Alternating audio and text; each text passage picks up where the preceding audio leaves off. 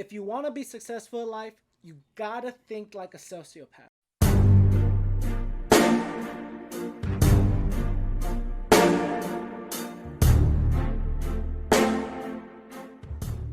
Hey, what is going on, guys? Thank you very much for tuning in today. So, I've been contemplating a kind of like a Succeed Reads kind of series, or books to read if you want to succeed series, or if you're an entrepreneur, or maybe you're in the workforce, corporate America, or nonprofit, or if you're in an 8 to 5 job, what books do you need to read in order to succeed?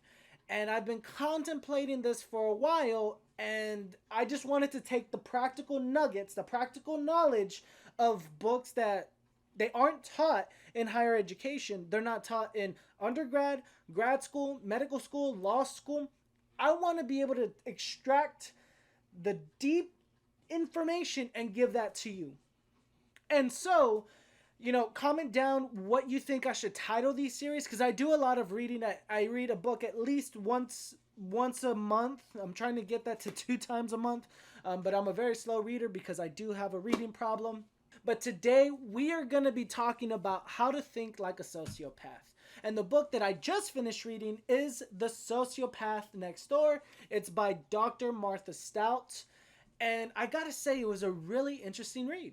So really quickly, I'm going to kind of give you an overview of who the author is. So don't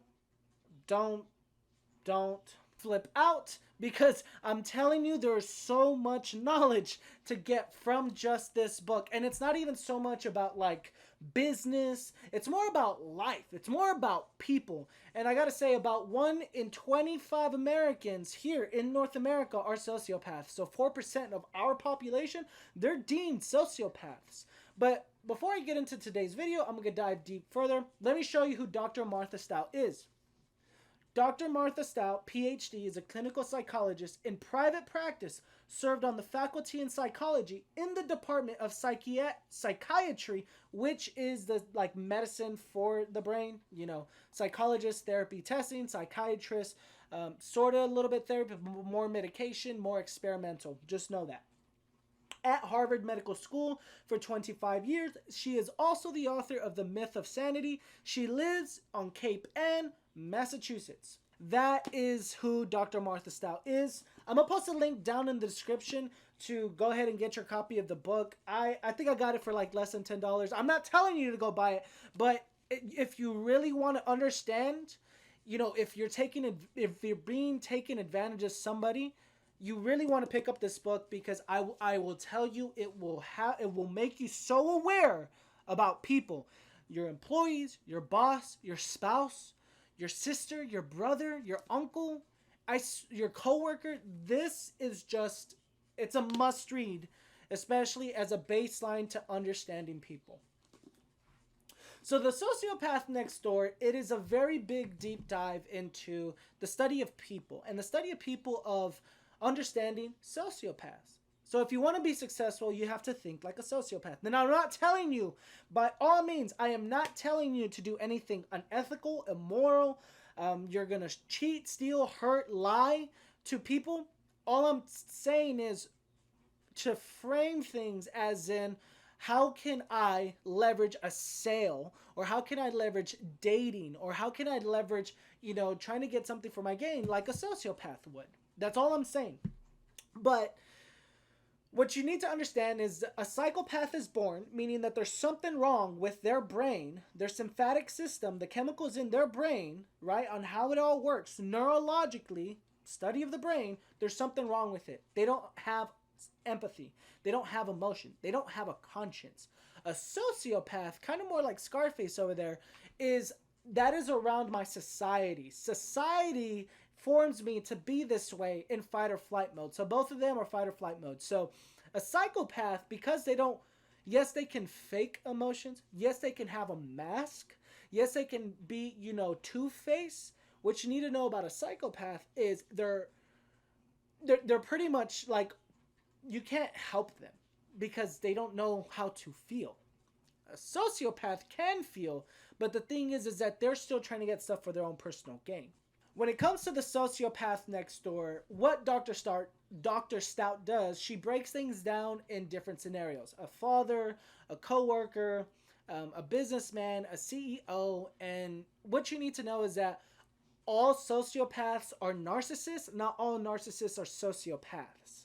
A psychopath is born, a sociopath is made. Both of them are narcissists to an extent, at some degree, but it's all about them.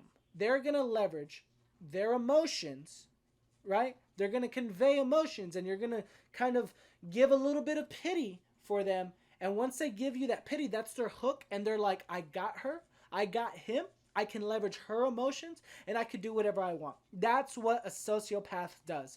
And according to the DSV or DSM, whatever the scientific term book is, it's antisocial personality. Meaning that they're against society, they're against social norms, gang members, and believe it or not, white collar CEO crimes. That's kind of more the psychopathic. Sociopaths tend to be more of your gang members that act on instinct because they have no emotional control because they're sociopaths. As opposed to a psychopath, those are more like they have emotional intelligence, they know how to utilize emotional intelligence, but they just don't know how to feel. So one feels, one doesn't. Essentially, that's how it works. And what you need to know is there's essentially 5 things that a sociopath will do. And I'm talking about psycho and sociopath. So sociopathy, psychopathy, just consider them one.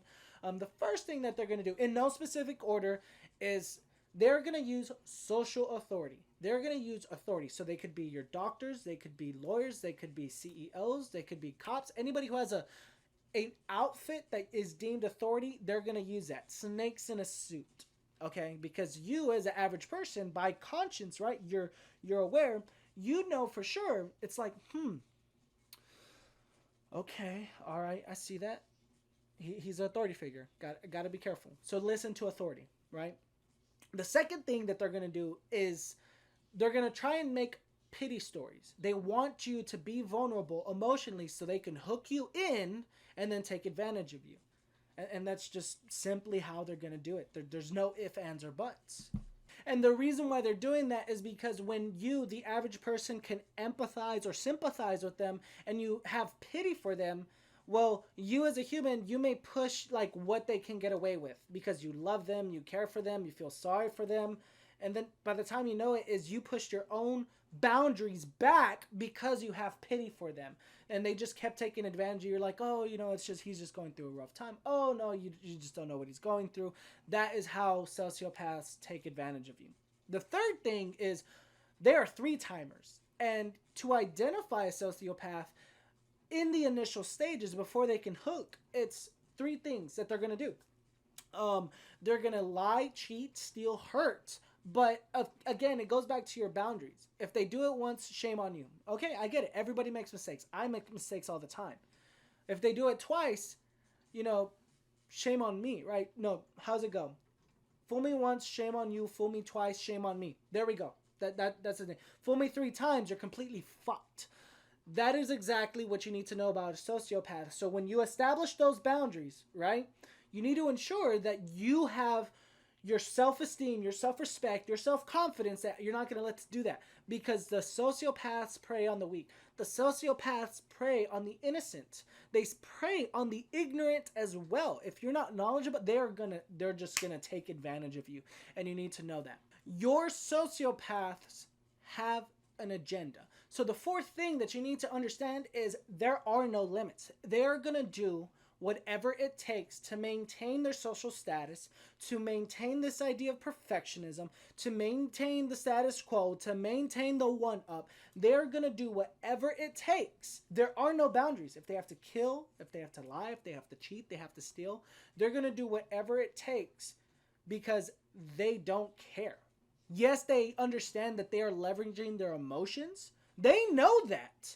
They don't know how to empathize with you because they don't have a conscience. And that is the last thing is you, the normal person, you have a conscience. If you're watching this video right now, sociopath or not, I wouldn't know that. To the average person, if you have a conscience, meaning you have to think things emotionally and then logically, right? Emotions first, logic second. That's how you do sales. That's how you do dating. That's how the know, like, and trust factor of business works. Understand is that you have to think things emotionally.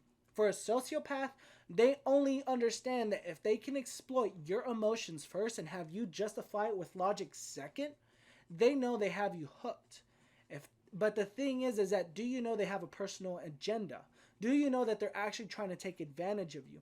And if you can identify, if your boundaries, and that's really what it is. If you establish your boundaries of what is or is not acceptable, you'll be okay. The three timers, that's how you understand that you need to get out and get out now. Could be your business partner, could be your spouse, could be your girlfriend, could be your husband, could be your cat, your dog. A sociopath doesn't care because they don't have a conscience. Or if they're like a true sociopath, more conformed by society, they may have a conscience, but they're so conformed into their ways is their logic is going to overcome their emotions. They're going to be more logical first than emotions second. Okay, yeah, they may have a bit of emotions to kind of give, but they're going to still justify more because society molded them to be more logical than emotional.